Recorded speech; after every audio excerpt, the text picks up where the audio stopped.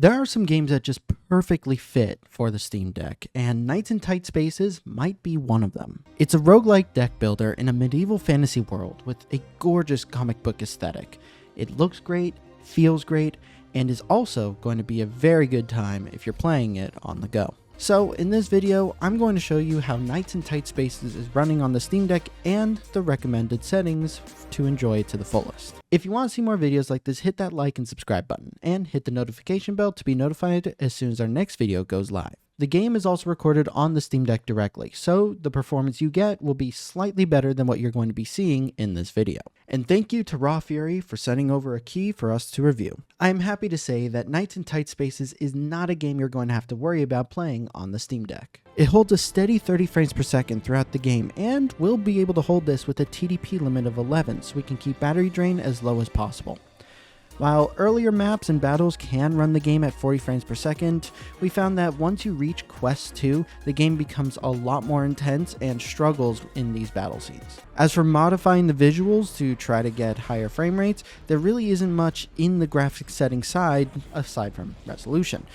There's really just a tick box for high-end graphics, which seems to improve some lighting, but it impacts performance just a little bit too much, so we have to keep it off on the Steam Deck.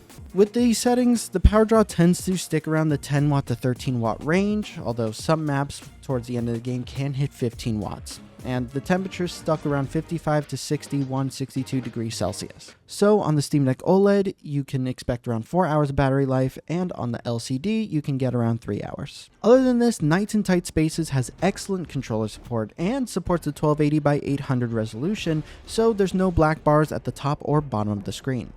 There is, unfortunately, some very small text in the game that is hard to read, but it's generally not crucial text, so you can play just fine without it. Even with these sacrifices, Knights in Tight Spaces is a great game on the Steam Deck. Roguelike deck builders feel perfectly tuned for this kind of pick up and play device, and I can't really imagine playing it any other way. As for the game itself, it has a ton of variety, great presentation, and even though RNG can be frustrating, that's part of its charm. This is a great game, and definitely worth checking out if you're a fan of roguelikes. Knights in Tight Spaces can be purchased on Steam and is rated Steam Deck playable due to the small in-game text that we mentioned before and showing incorrect controller icons. We didn't notice any of the incorrect controller icons when we were playing, but the small text is definitely there.